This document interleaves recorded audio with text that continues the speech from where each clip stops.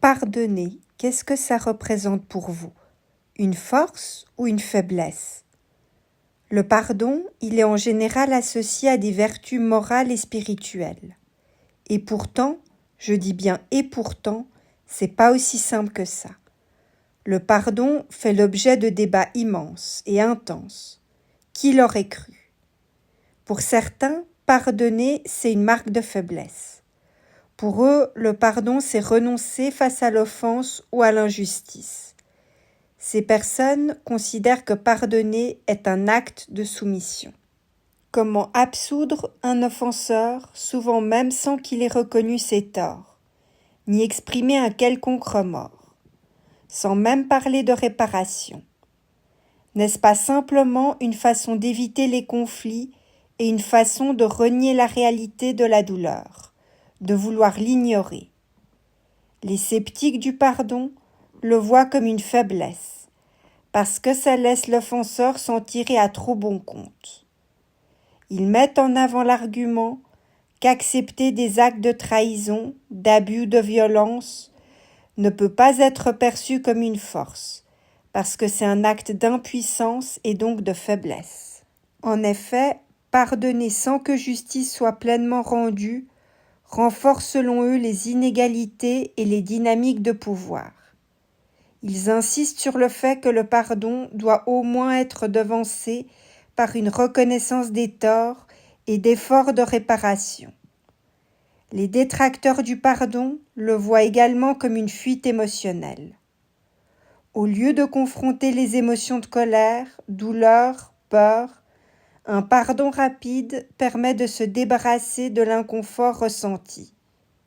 Pour les anti-pardons, la force réside dans la capacité à se défendre et à réclamer justice. Pour les opposants, pardonner est une expression de force intérieure. Ces personnes-là voient le pardon comme la capacité à surmonter les blessures et à reconstruire là où tout semblait détruit. Ils voient le pardon comme un acte de résilience, comme une véritable force. Ils conçoivent que pardonner exige une immense force intérieure, parce que pardonner implique de reconnaître pleinement la douleur qu'on a subie, en choisissant en même temps consciemment de ne pas se bloquer là-dessus. Pour les défenseurs de cette position, ça ne signifie aucunement nier l'injustice. Ça signifie au contraire être capable de la regarder en face et décider que la blessure subie ne déterminera pas l'avenir. C'est refuser de rester prisonnier d'un ressentiment, voire carrément de la haine. Dans cette optique, le pardon est vu et vécu comme un acte de libération intérieure. La psychologue américaine Dr. Everett Worthington, en tant que spécialiste du pardon, affirme que le pardon n'est pas un acte simple, mais qu'il s'agit d'un processus complexe et long pour lequel il faut du courage, et bien au-delà du courage, également une volonté de transformation. Les instincts humains naturels, quand on se sent blessé, étant plutôt vengeance et rancune. Le pardon demande de puiser profondément dans ses propres ressources émotionnelles et mentales. Vu ainsi, ce processus, c'est une force qui permet de retrouver la paix intérieure, au lieu de laisser l'offense qu'on a subie dominer sa vie.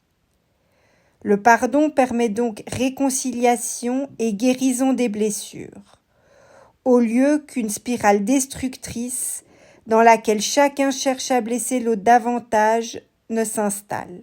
Selon le dicton de Mahatma Gandhi, les faibles sont incapables de pardonner. Le pardon est l'attribut des forts. Alors le pardon, force ou faiblesse? Qu'en pensez-vous? Oui, vous. Personnellement, je pense que dans notre monde, profondément marqué par les injustices et par des conflits en tout genre, le pardon est sans aucun doute une force. Mais je dirais toutefois que pour que le pardon soit véritablement une force, il faut que la démarche, elle soit sincère et qu'elle se fasse dans le respect de soi-même, sans pression ni contrainte. En d'autres termes, je vois le pardon comme une force quand il se donne en pleine conscience, qu'on le choisit librement et qu'il est basé sur un désir authentique de transformation et de paix intérieure. Et sachez que pardonner, ça signifie pas forcément rétablir une relation ou renoncer à la justice. Pardonner, c'est avant tout se libérer soi-même du poids que la colère et la haine ont sur nous-mêmes.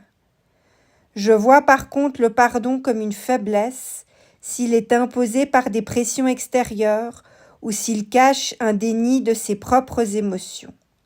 Je dirais donc que le pardon n'est ni une faiblesse ni une force en soi, mais que ça dépend à la fois du contexte, des valeurs propres de la personne concernée et aussi de son cheminement intérieur. Et au final, pardonner ou ne pas pardonner est un choix strictement personnel.